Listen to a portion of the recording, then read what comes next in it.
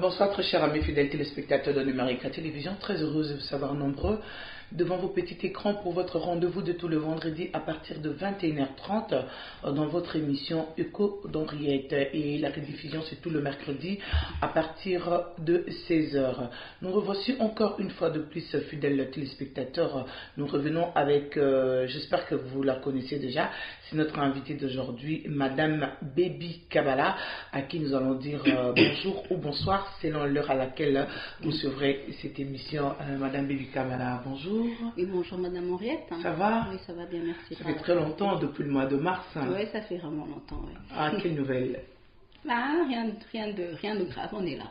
Rien de grave, on est là. Le travail? Oui, ça va, mollo, on tient le coup, ça va. Ok, merci beaucoup. J'espère que vous avez su, quand vous avez tous vu Madame Baby Kabala, vous vous souvenez de l'histoire que nous avons pu raconter avec elle par rapport à sa fille Tamara, une fille qui était, on dirait, on peut dire ça ainsi, une fille atteinte de la maladie ou soit une fille autiste, hein. On peut dire ça, vous permettez? Oui. Voilà, une fille autiste que Dieu a fait grâce, et elle nous avait promis de revenir encore une fois de plus pour que nous puissions parler exactement, entrer en détail maintenant pour qu'elle nous explique qu'est-ce qui est arrivé à sa fille et pourquoi cela est-il arrivé et quelles sont les précautions et quelles sont la conduite à tenir qu'elle a pu essayer ou soit qu'elle a pratiqué pour être avec sa fille aujourd'hui. Et si vous le voyez bien, vous le constatez, nous sommes là avec les livres, et aujourd'hui nous sommes à sa résidence. Nous allons pouvoir exactement parler avec la fille et voir comment est-ce qu'elle fait, comment est-ce qu'elle travaille. Là elle est allée à l'école, mais tout à l'heure là elle sera de retour, voir un peu comment est l'ambiance, parce qu'il y a beaucoup de personnes qui ont ces genres d'enfants à la maison mais qui le négligent parfois quand il y a des invités qui arrivent, et ces enfants sont toujours cachés et derrière. Est-ce que c'est-il le cas avec Madame Baby? Je ne sais pas, nous allons découvrir ça tout à l'heure. Madame, comment va Tamara aujourd'hui? Oui, elle va bien. Tamara est en train d'évoluer, ça va, elle se porte à merveille. Voilà, grâce à Dieu, elle va bien. Et là maintenant, elle est en quelle classe? Eh ben, Tamara, elle est en troisième, voilà. Troisième primaire? Non, troisième lycée, voilà, c'est ça, non? Troisième lycée, je sais pas, en fait, je sais pas. Essayer un peu de faire l'évaluation par rapport aux études au Congo. Aux études au Congo, on dit la première, deuxième, cinquième, sixième, deuxième secondaire, voilà. Deuxième secondaire, c'est-à-dire ici, elle est en troisième du lycée. Voilà, deuxième secondaire, voilà.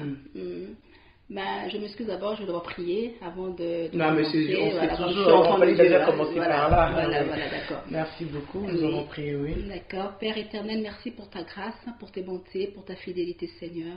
Père, nous remettons cette émission entre tes saintes mains, que le Saint-Esprit nous dirige, dans le nom de Jésus-Christ. Amen. Amen. Et voilà, dites-nous alors comment va? Elle va, Tamara, sa santé à l'école, comment ça se passe? Bon, Tamara, ça se passe bien. Elle est en train d'évoluer petit à petit. Mais ce qui est vraiment important, c'est qu'elle aime l'école où elle va. Elle se sent, elle est épanouie, hein, voilà. Et là maintenant, elle est dans quelle école? Elle est dans l'école où il y a tous les enfants qui vont, ou soit il y a des écoles bien appropriées pour ce genre d'enfants?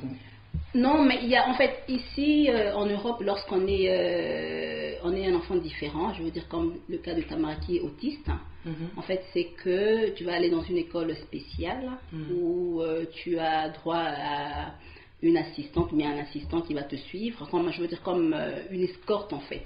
Tu as le droit d'avoir ces ressources-là. Là, c'est quelque chose que la commune a décidé en fait, et pour toute personne qui a une difficulté en fait, parce que le cas de Tamara, c'est une autiste qui a une difficulté de langage. C'est plus ça. Donc du coup, elle a besoin d'une personne qui va l'accompagner dans sa vie quotidienne.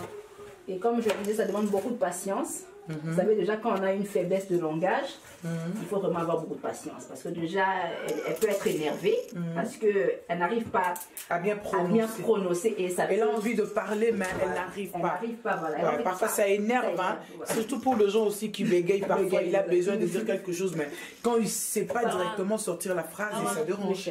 Maman. Oui. Maman.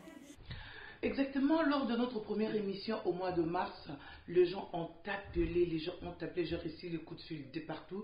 Je pense que toutes les personnes qui ont eu l'occasion, peut-être que malheureusement, j'ai oublié l'agenda, c'est parce qu'à chaque fois qu'il y avait une personne qui appelait, j'essayais toujours de noter et d'avoir le point de vue, mais malheureusement, j'ai oublié mon agenda, vraiment, veuillez m'excuser.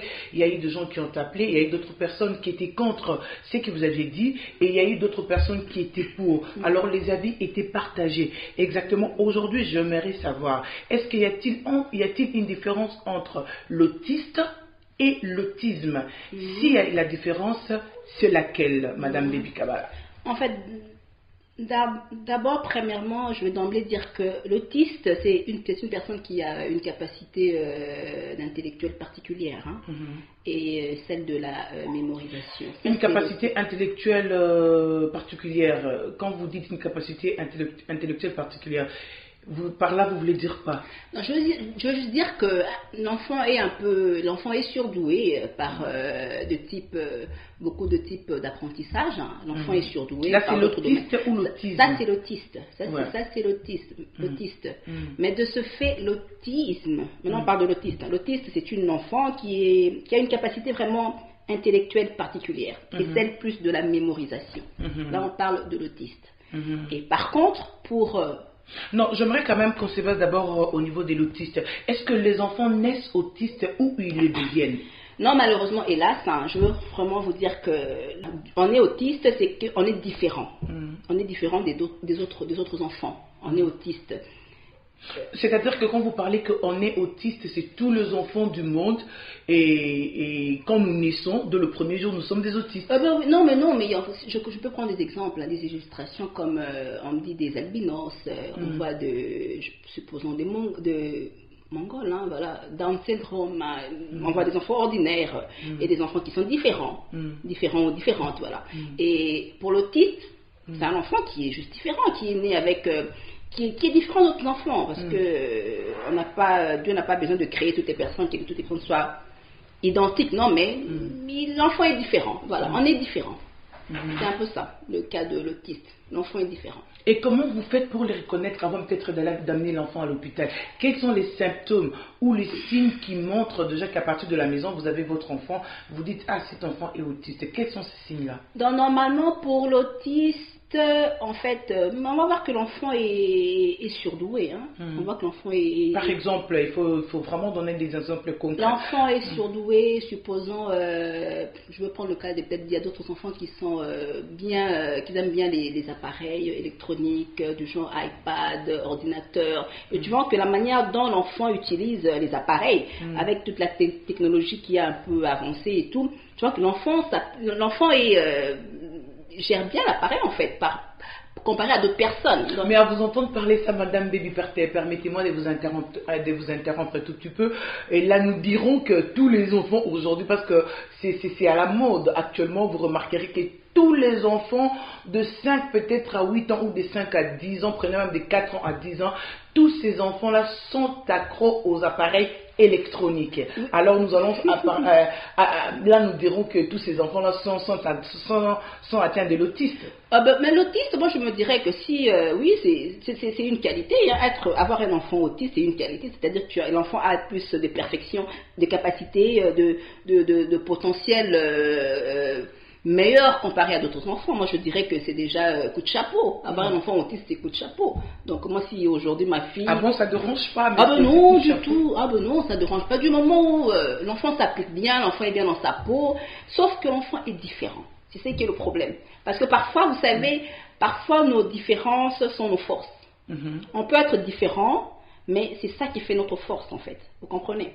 Comme je vais prendre le cas de l'apôtre Paul, il était différent. Paul a dit que c'est lorsque je suis faible que je suis fort. Paul avait un handicap, vous comprenez? Donc c'est-à-dire que on peut être différent, voilà, mais c'est notre force.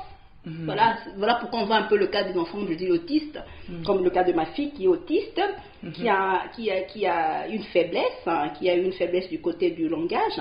Mais exactement, excusez-moi encore une fois de vous interrompre. À quel moment maintenant ça dérange? Parce que vous venez de dire tout à l'heure qu'avoir un enfant autiste, c'est quelque chose de bien. Il faut être content d'avoir un enfant autiste et c'est parce que c'est un enfant qui est surdoué. Ouais. Mais à quel moment ça dérange? Pourquoi cet enfant doit être différent des autres?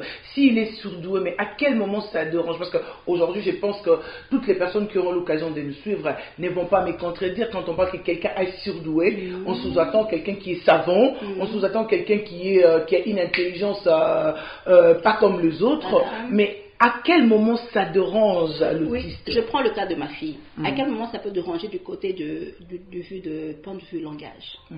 Ça peut lui déranger parce que Tamara a une difficulté de parler, je veux dire, pas communiquer, de parler. C'est-à-dire, parler pour elle, c'est une prouesse. C'est vraiment quelque chose de difficile, elle doit faire des efforts. Et du coup, ça peut déranger. Tu peux être là avec d'autres personnes, tu ne peux pas vraiment... Vous ne pouvez pas avoir le langage verbal parce que toi, ça te bloque un peu. Tu vois, c'est là où ça dérange. Mais personnellement, en regardant Tamara comme ça, quand tu la vois, c'est une fille épanouie avec, bon voilà, elle est vraiment épanouie, elle est joyeuse, mais je dirais vraiment, comme je dis, plus, mais ça lui dérange, Tamara, ça lui dérange. Pourquoi ça ne lui dérange pas? Parce que Tamara, elle a fait pratiquement 10 ans son langage. Et du coup, vous savez, le langage... Elle a quel âge aujourd'hui? Tamara, elle a 14 ans, elle aura bientôt 15 ans, voilà, 14 ans. Mais elle n'a parlé qu'à 14 ans, à 10 ans. Oui, Tamara a commencé à sortir une phrase. Je veux dire une phrase parce qu'elle n'a pas assez de phrases. Elle a commencé à sortir une phrase à l'âge de 10 ans. Là, nous dirons carrément qu'elle était peut-être muette. Selon la science, le scientifique, voilà. Mais...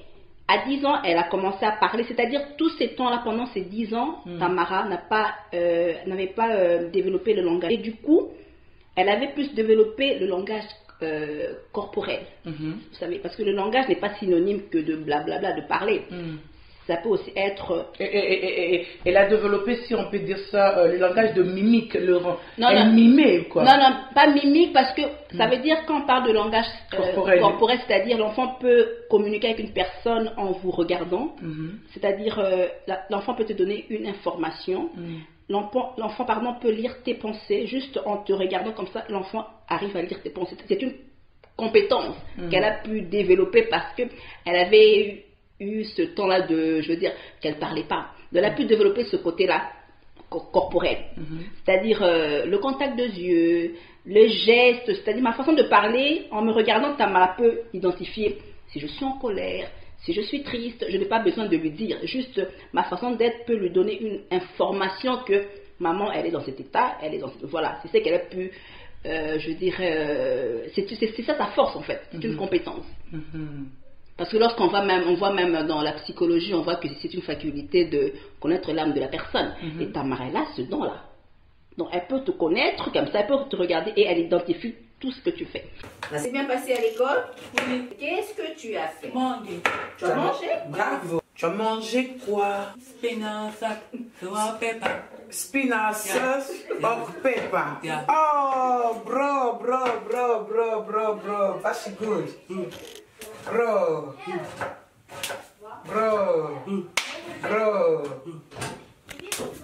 Et à quel moment vous avez su que votre enfant était autiste? À quel moment je l'ai su? Je l'ai su normalement que l'enfant était autiste, je l'ai su à 3 ans et demi.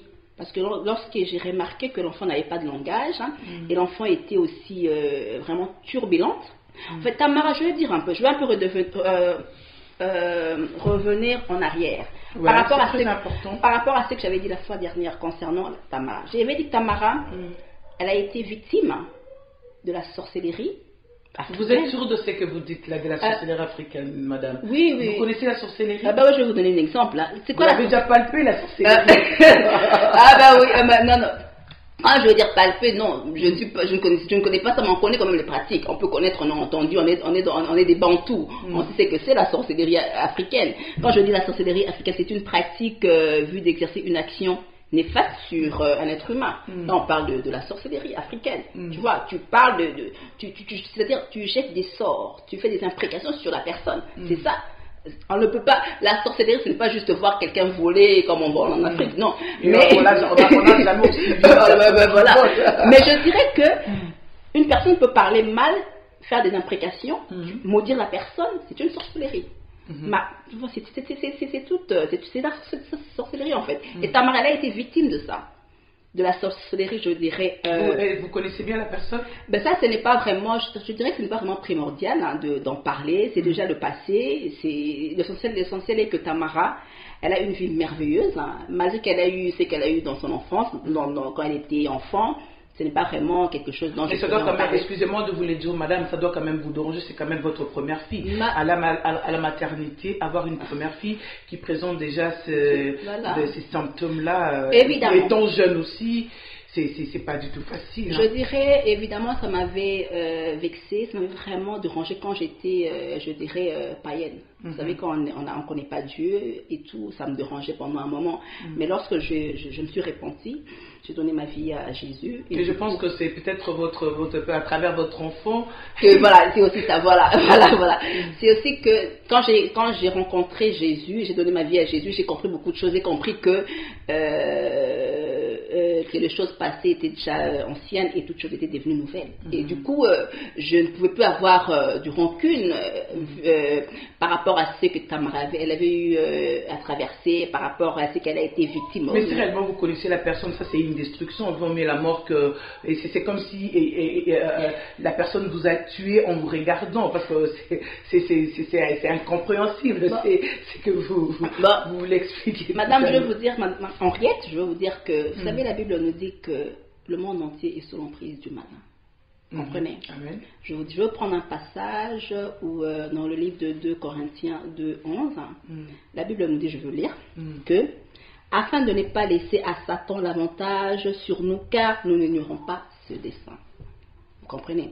C'est-à-dire, là, c'est lorsque le diable séduit des gens, c'est parce que les gens là sont un peu naïfs. Je ne pense pas que dans leur âme, vraiment dans leur propre conscience, qu'ils ont envie de faire ces genres d'actes sur des personnes, des êtres humains, parce qu'ils ont été séduits quelque part. Ils n'ont pas eu l'intelligence, ils ont été naïfs pour poser des actes, je dirais, tristes sur des personnes. Et ces genres de personnes, nous ne pouvons pas les en vouloir.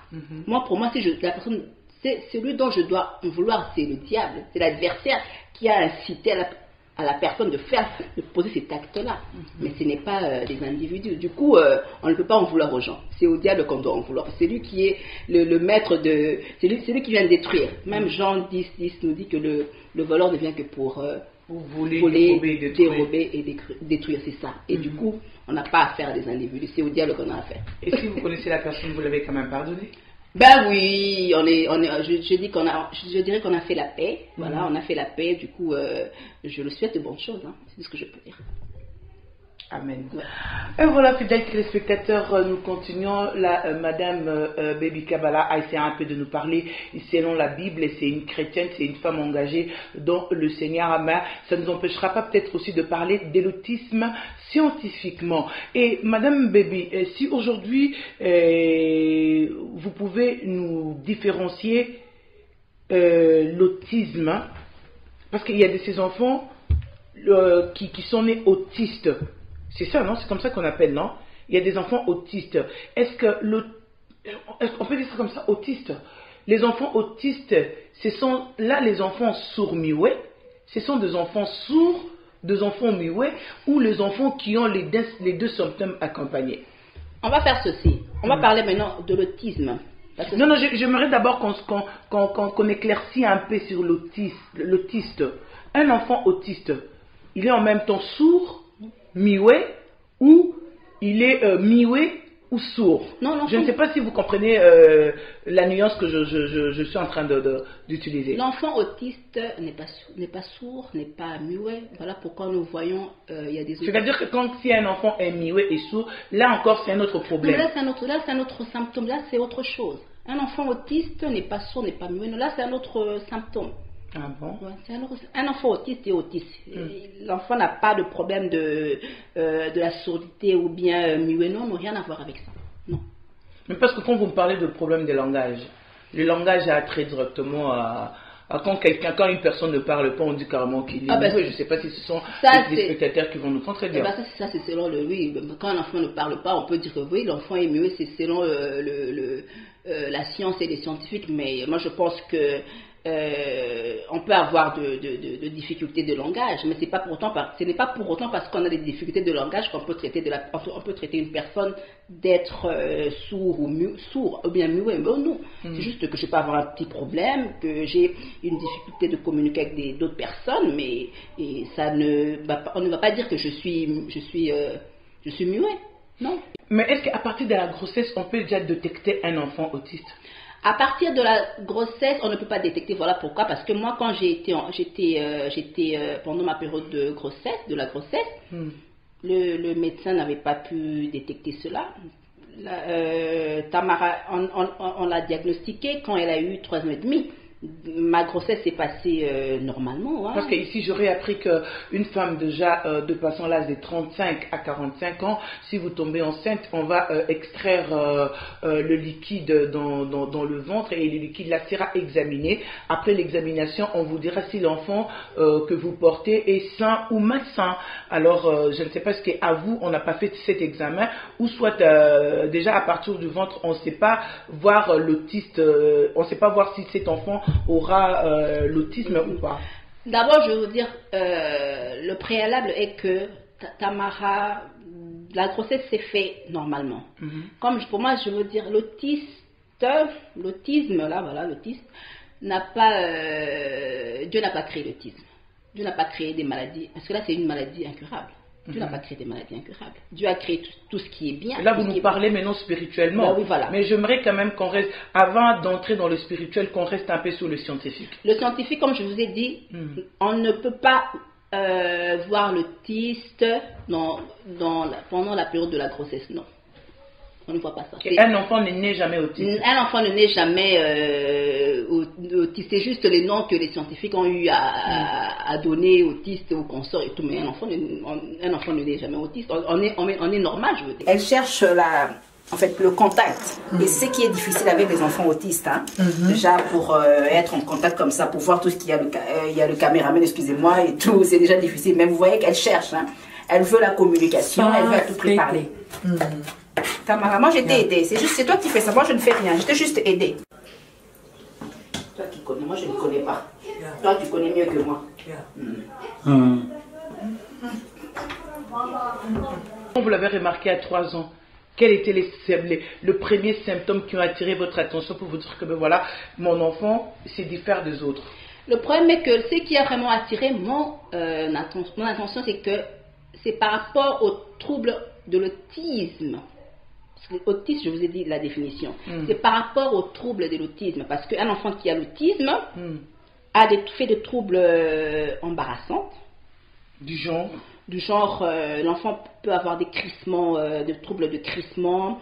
L'enfant peut être là, je veux dire, aller se taper le front sur un mur, sur tout ce qu'il voit. L'enfant est agité, l'enfant va mal. En général, on voit qu'un enfant qui n'est pas calme, un enfant violent, un enfant qui est replié en soi, qui n'a pas la facilité de communiquer avec le monde. Voilà pourquoi on dit parfois que ce sont des enfants qui sont dans leur monde.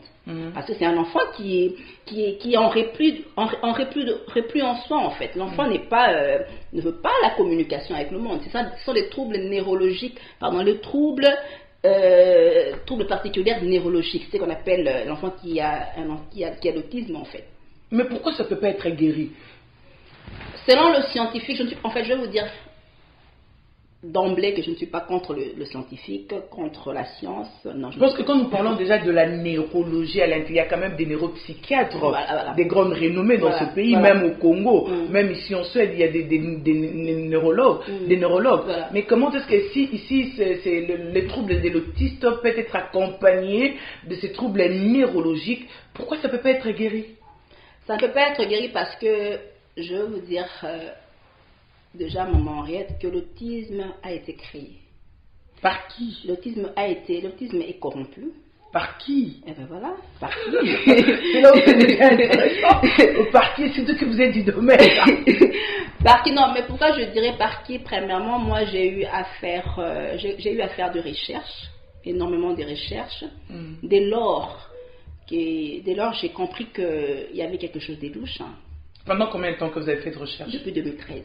Depuis 2013. Depuis 2013. Et ces recherches, vous l'avez fait comment? En lisant, en faisant quoi? D'abord, premièrement, j'ai eu un livre. J'ai un livre, d'abord, un petit livre que j'avais acheté, qui parle de médicaments Concerta, c'est-à-dire des médicaments. Voilà les livres. Que j'avais parlé. Damihovel Concerta. C'est ça, non? Oui, voilà. Ner Bamkomlingat, Osakedolia, au problème for veras. Voilà. Je ne sais pas si j'ai bien dit ça. Non, mais là, maintenant, ils sont en train de parler Vambev Concerta. C'est-à-dire que qui a besoin de ce médicament? Ça, c'est un médecin. C'est un médecin qui a écrit, qui a prévenu aux parents. Il a lancé un message aux parents que les enfants ne doivent pas prendre ce genre de médicaments parce que ça a des effets secondaires, voilà, des effets néfastes secondaires et tout. N'en prenez pas. Parce que les enfants qui ont eu ces médicaments pendant 4 ans, les effets secondaires seront quoi? Ils auront des problèmes de croissance, leur cerveau sera endommagé, et c'est-à-dire l'enfant ne pourra plus développer ses sens. Est-ce que vous pouvez citer le nom de quelques médicaments? Non, mais ça c'est le nom de ce que moi je parle de ce que ma fille a pris. Mais le nom des autres médicaments, je pense que dans le domaine médical, je ne peux pas dire ça parce que je suis dans le domaine, ça je ne pourrais pas dévoiler ça. Je parle de ce que ma fille a pris. Mais il y en a plusieurs que je ne pourrais pas citer. Ça c'est un secret professionnel, je ne pourrais pas vraiment nommer ça. Et ce médecin a prévenu les gens. Il a prévenu pendant 4 ans. Il a prévenu les gens. Et moi, ma fille avait pris ces médicaments pendant 4 ans. Comme je vous ai dit, elle a été victime et de l'autisme et de la sorcellerie. Voilà, il y a eu le mélange retardé mental. Et voilà, il y a eu le retardé mental, l'autisme. Il y a eu tout l'ensemble et c'était vraiment grave. Ma fille, elle avait pris ces médicaments. Et après, quand j'ai compris ça, j'ai commencé à faire de l'autre. Le médicament a été prescrit par le médecin ou soit tu donnais ça à domicile? Ah ben non. Lorsque l'enfant est diagnostiqué déjà, le médecin va le suivre. Il y aura un suivi pendant un moment. Et c'est quel médecin qui suivra l'enfant? Un psychologue? Un psychiatre? C'est un psychologue qui a suivi l'enfant. C'est un psychologue qui a suivi l'enfant pendant au moins 4 ans.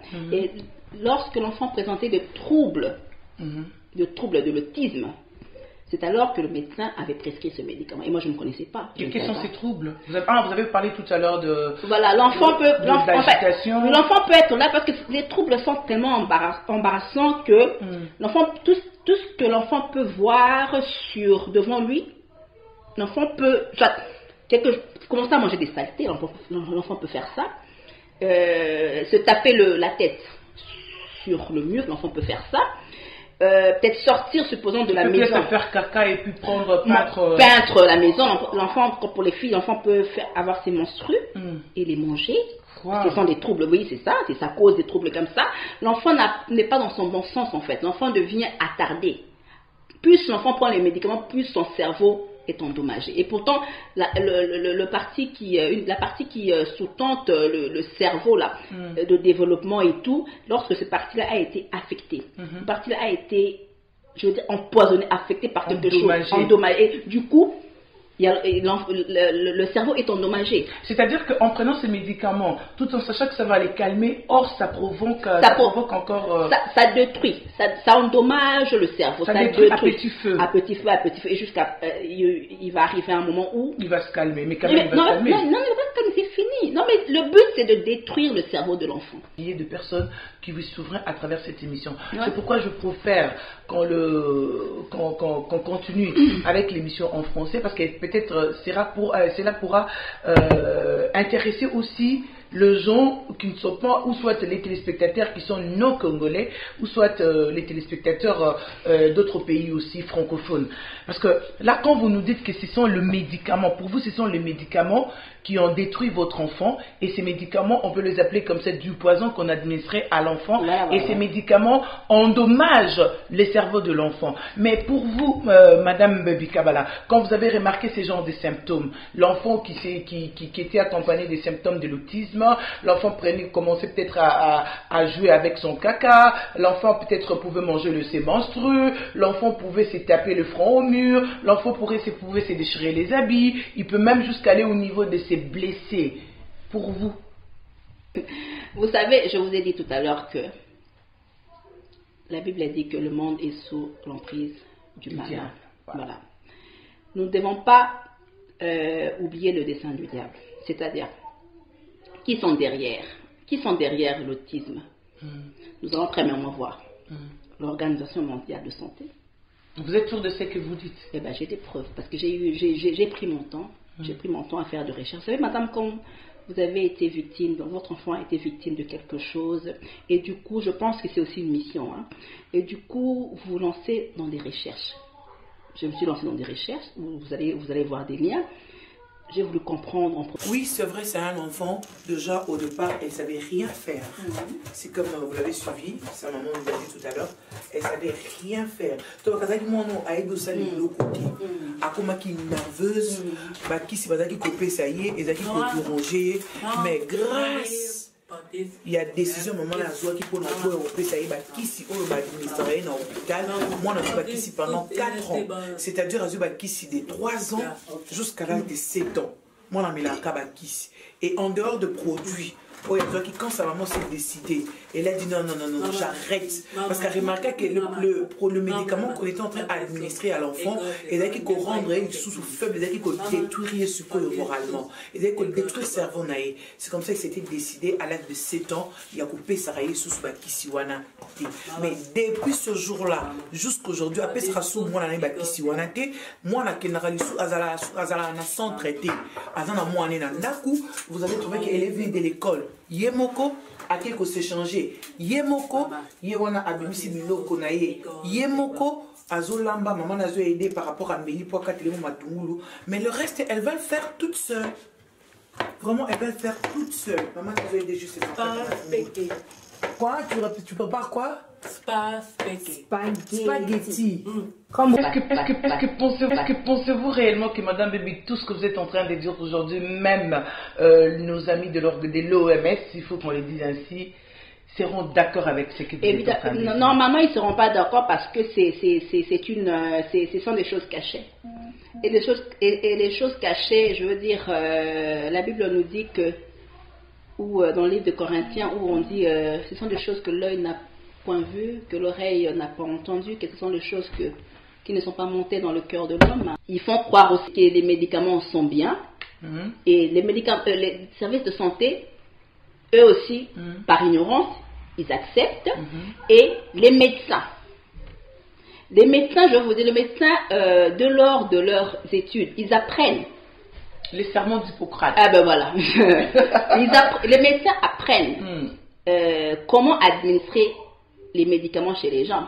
Mais quels sont les ingrédients? Les contenus. Les contenus, on leur apprend pas, on leur apprend juste comment un médicament administrer. Voilà. Et prescrivez tel. Et le médicament telle maladie. Excusez-moi, et ce médecin-là, ceux qui ne veulent pas administrer les médicaments chez les patients, ils reçoivent l'ordre de médecin, ils peuvent être éradiqués. Ils savent ce qu'ils font. Donc, ils connaissent. Donc, du coup, ceux qui ont une bonne mémoire, ceux qui sont de Dieu, refusent. Carrément, voilà comme nous allons voir d'autres scientifiques médecins qui sont en train de mettre à nu ces genres de pratiques. Il y a d'autres qui restent silencieux parce qu'ils regardent qu'il y a l'argent, je veux dire. Et c'est triste que ces choses ne sont pas dévoilées. Nous voyons aujourd'hui même, vous les médias, Maman Henriette, vous les médias qui êtes censés de mettre à nu ces graves délits. Les gens ne parlent pas. Mais peut-être que parce qu'on n'est pas du domaine. Peut-être moi je suis intéressée, c'est parce que c'est pas tous les journalistes qui sont du domaine. Et moi si je suis intéressée, je suis d'abord infirmière de formation. Quand vous avez parlé de ça, je me dis, je n'ai pas encore arrêté d'accoucher ou soit d'avoir des enfants, j'en ai toujours besoin. Et réellement, comme vous avez dit que vous avez fait des recherches depuis peut-être 2013 jusqu'aujourd'hui, nous sommes en 2017, ça fera pratiquement jour pour jour 4 ans. Oui, 4 ans que vous avez fait de recherches. C'est pourquoi je suis venue vers vous, que vous nous dites exactement. Et comme vous parlez de la Bible elle nous dit que mon peuple meurt, manque de connaissances. Voilà. Et aujourd'hui, c'est parce que nous n'avons pas la connaissance. Comme vous qui avez la connaissance. Quand vous dites là dans le livre de Osée 4:6, la Bible nous dit que mon peuple périt parce qu'il lui manque la connaissance. C'est vrai. Il nous manque la connaissance parce que nous ne voulons pas chercher. Nous oublions le dessein de l'adversaire. Moi, j'ai toujours dit une chose, maman Henriette, j'ai toujours dit, le diable, quand il vient sur votre chemin, s'il vous dit bonjour, il ment. Parce que c'est un malin. Vous comprenez? Lorsque le diable arrive à séduire des puissants de ce monde, ce n'est pas parce que, je veux dire, parce que moi je me dis, le diable, lui, il est, en fait, c'est un séducteur. S'il a pu séduire Adam et Ève dans la gloire de Dieu, dans le jardin d'Éden, a quand même plus forte raison les puissants de ce monde. Moi, j'ai toujours dit, ce n'est pas des gens à en vouloir, ce sont des créatures de Dieu que Dieu a créées, mais hélas, malheureusement, ils ont été séduits par leurs pensées, de créer des choses nuisibles. Parce que lorsqu'on parle des médicaments de l'autisme, ces médicaments qui détruisent nos enfants. Nous voyons les ingrédients qu'il y a dans ces médicaments. Il y a au moins la composition chimique des médicaments. Ce sont des poisons. Comme ça, en termes techniques. Voilà. La composition chimique. Voilà. Ce sont des poisons. Et dans ce poison de ces vaccins, dans ce poison de ces médicaments, nous voyons il y a la formaldéhyde, il y a le mercure.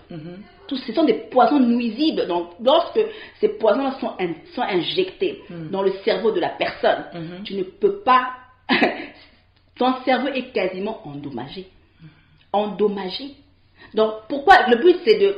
Surtout sur nos enfants qui sont doués, qui sont des savants, le but, c'est de venir leur enlever leur potentialité. C'est ça le but.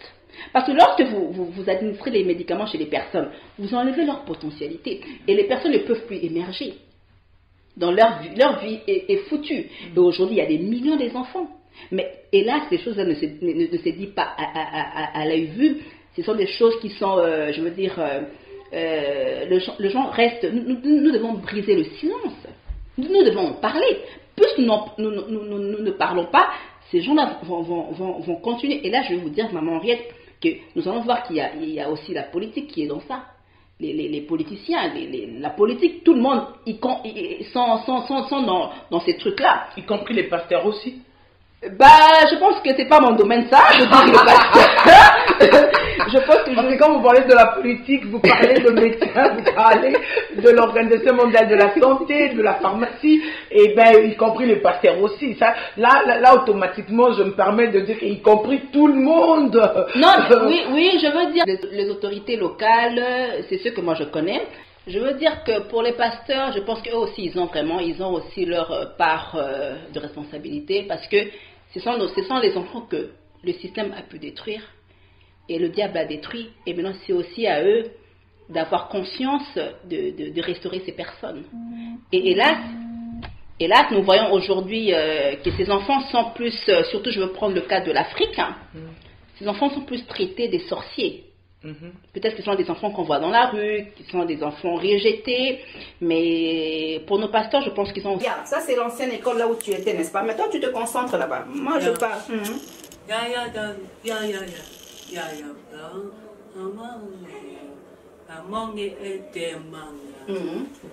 Après, il a faim. Après, il a faim, maman aussi, elle a faim. Ouais. Ça, c'est le... Maman Henriette, ça c'est le livre de ta... C'est le catalogue, hein. C'est une catalogue de l'école. C'est son ancienne école là.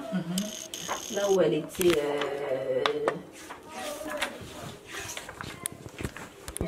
Attends.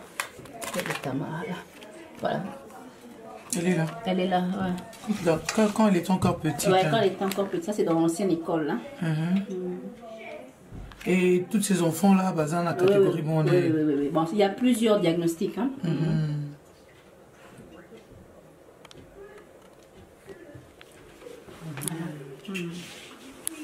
Bien dit.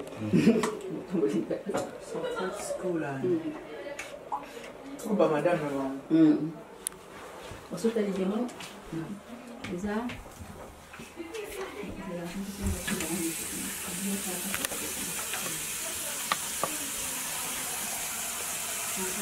déjà école là, mais on a un département différent.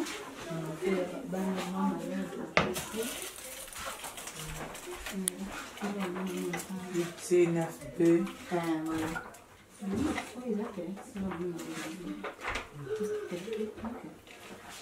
Bref. Et ça va toi qui va te faire en catégorie par catégorie. L'école est bâtie en catégorie par catégorie. Donc,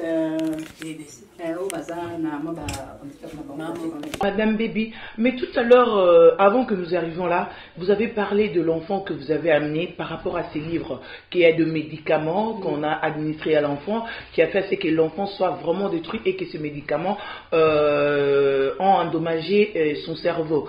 Et vous ne avez pas cité les noms de médicaments. Et comment est-ce que vous avez su que ces médicaments-là étaient pas pour guérir votre enfant? Je vous ai parlé de cela dans l'émission précédente qu'on avait fait ensemble. Comment je l'ai su? Parce que moi j'ai eu affaire, il y a eu un bras de fer avec le médecin traitant de ma fille. Quand j'ai compris, vous savez quand vous avez l'esprit de Dieu, hein, la Bible nous dit dans le livre de Éphésiens 1:17 que Dieu nous a revêtus de toute forme d'intelligence et de révélation et de sagesse. Voilà. Il y a l'esprit de Dieu qui vous convainc qu'il y a quelque chose de louche. Imaginez que ma fille elle avait pris ses médicaments pendant 4 ans. À l'époque, je n'étais pas dans les choses de Dieu. Et lorsque j'ai mis ma vie en ordre avec Dieu, avec Jésus, et du coup, j'ai commencé à voir des révélations. C'est-à-dire que j'aimerais vraiment que vous soyez un peu explicite. Qu'est-ce qui s'est passé exactement? Parce que là, les gens qui nous suivent n'aimeront pas peut-être avoir des informations à moitié. Ils aimeront peut-être aller jusqu'en détail. Qu'est-ce qu'il y avait des concrets? Qu'est-ce que tu avais vu des concrets? Et qu'est-ce qui s'est passé exactement? Ce qui s'est passé exactement, c'est que ma fille, elle avait commencé à manifester des troubles. On a commencé à casser des vitres comme ça, vous savez, comme ça, vous savez, ici en Suède, nous avons des vitres qui sont doublées. Oui. Donc déjà, pour aller casser une vitre, un enfant de 10 ans, il faut avoir une telle force pour casser cela. Et ce sont des choses qui commençaient un peu à m'intriguer un peu. Je de dire que, mais voilà, mais comment elle peut casser ça et tout. Et puis après, c'était ça. Et puis après, l'enfant devenait vraiment, je dirais, agité. Ça n'allait pas. Et je sais pas, c'était juste un beau jour, je me suis réveillée, j'ai dit, j'ai d'emblée dit que non, j'arrête avec le médicament. Et je suis allée voir son médecin, j'ai dit, mais non, moi, je décide d'arrêter le médicament. Avec le médicament, il me dit, mais pourquoi? Je dis, je sais pas, je pressens quelque chose qui n'est pas bien avec ce médicament. Et j'ai arrêté du jour au lendemain comme ça, juste comme ça. Et le médecin n'était pas étonné? Vous n'avez pas posé la question de savoir, mais madame, pourquoi vous demandez qu'on arrête le médicament? Non, le médecin, je me rappelle de tout ce que le médecin m'avait dit, que si vous arrêtez ce médicament, sachez que ça sera sur votre responsabilité. C'est-à-dire que tout ce qui va arriver sur votre enfant, et vous devrez vraiment prendre ça et tout comme responsable et tout. Mais j'avais pas vraiment tenu compte de ce qu'il m'avait dit et j'avais arrêté. Et quand j'ai arrêté, je voulais voir les effets, quoi. 1 mois, 2 mois, 3 mois, 4 mois, il n'y avait rien. L'enfant ne prenait pas les médicaments? Non, elle ne prenait plus. Elle était calme. J'avais arrêté tout d'un coup, comme ça, j'ai arrêté. Et il n'y avait rien sur l'enfant. Et je me rappelle un jour, j'ai essayé de recontacter le médecin pour voir si on pouvait un peu en parler concernant les médecins. Et soudainement, j'étais surpris de voir que le médecin avait enlevé ma fille sur la liste de ses patients. Je me dis, c'est bizarre. Subitement comme ça, sournoisement comme ça, enlever ma fille sur la liste de ses patients, une personne qu'il a traitée pendant des années. Et c'était juste comme... Il a ses patients et vous arrivez directement, non, monsieur le docteur, il faut plus de choses. Oui, vous savez pourquoi? Oui, c'est vrai. Pourquoi? Parce que vous savez, ici en Suède, il y a une loi qu'on a instaurée, c'est-à-dire que lorsque un médecin prescrit des médicaments sur une personne, c'est-à-dire c'est une loi. Le médecin peut prescrire au moins autant de médicaments qu'il voudra. Vous ne pouvez pas changer cela. Non, c'est une loi. C'est une loi. Tu ne peux pas. Donc voilà, tu ne peux pas. Et du coup, si tu vas contre le médecin, ça ne va pas marcher parce que c'est une loi qu'il faut accepter. Mais les gens acceptent ça. Mais moi, je pense que ceux qui n'acceptent pas ça, c'est une Mais rébellion. moi peut-être, je vous dirais les contraires. Depuis que je suis arrivée ici en Suède, j'ai été dernièrement très malade. Je suis allée à l'hôpital. Non, on m'a même pas prescrit un comprimé, pour ne pas exagérer. Les gens qui sont peut-être à Kinshasa ou au Congo comprendront. On m'a même pas prescrit un comprimé de Novalgine. On m'a juste recommandé de rentrer à la maison, de boire de l'eau et de dormir. Et pourtant, j'avais très mal et vraiment, j'avais beaucoup souffert. Mais madame Henriette, vous n'êtes pas... Est-ce que vous avez un handicap?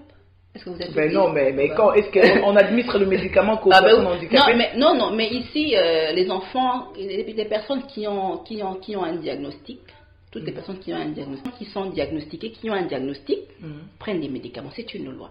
Non, c'est maintenant à voir si vous... Parce que vous savez, on peut instaurer des lois. Ça, je ne suis pas contre. Mais c'est aussi aux parents. Les parents ont aussi leur monopole. Hein. Est-ce que vous pouvez regarder la caméra aujourd'hui et dire à toutes ces femmes qui ont leurs enfants autisme ou autistes de ne pas les amener au médecin, chez le médecin pour leur administrer le médicament? Je dirais vraiment aux parents, c'est vrai, je sais que c'est vraiment une situation qui est vraiment triste hein, pour les parents qui ont été, dont leur enfant a été des victimes. Je compatis avec vous, c'est vrai, parce que moi-même j'ai été dans cette situation-là, jusqu'à ce que lorsque j'ai mis ma vie en ordre avec Jésus, vous savez, Dieu dit dans sa parole que créer l'homme, Dieu a créé l'homme à son image. Et à sa ressemblance. Et à sa ressemblance. Voilà, merci maman Henriette. C'est Dieu qui dit ça. Et Dieu dit encore que vos enfants seront mes disciples. Vous comprenez? Et c'est Dieu-là qui est amour, miséricordieux. Comment il peut nous envoyer des enfants qui sont malades? Nous devons un peu réfléchir, analyser. Ce n'est pas la faute de Dieu. Il faut comprendre. Si aujourd'hui, moi, donc ma fille a été victime de l'autisme, aujourd'hui elle est guérie. C'est-à-dire que l'information que vous avez reçue, elle est fausse. C'est une information, je dirais, quasiment qu'elle a été truquée, elle a été corrompue. C'est ce que vous devez un peu voir. Je sais que c'est difficile. D'abord, c'est difficile de laisser les médicaments comme ça. Non, il faut que Dieu intervienne. Il faut que Dieu fasse grâce. Dieu a dit, parce que je vais vous dire, je vais lire dans le livre de Ésaïe 59, 1, si vous me permettez. Non, la main de l'Éternel n'est pas devenue trop courte pour sauver, ni son oreille trop dure pour entendre, mais ce sont vos fautes qui mettaient une séparation entre vous et votre Dieu. Donc moi, aujourd'hui, Dieu m'a fait grâce de pouvoir sauver ma fille de ces médicaments, parce que Dieu a agi, parce que j'ai mis ma vie en ordre. Si je n'avais pas fait cela, je pense que ma fille serait toujours dans une situation qui est embarrassante, je n'allais jamais avoir de la paix, jamais avoir de la joie. Aujourd'hui, je suis une femme heureuse, la paix est revenue dans ma maison, la joie, donc c'est un peu ça. Donc, réfléchissez vous-même. Moi, je vous dirais que vous-même, en fait, je veux dire que essayez de voir. Dieu n'est pas mauvais. Non, il ne peut pas envoyer des enfants pour devenir des fous. Non, Dieu, quand il nous envoie ces enfants-là, il dit les enfants sont une bénédiction.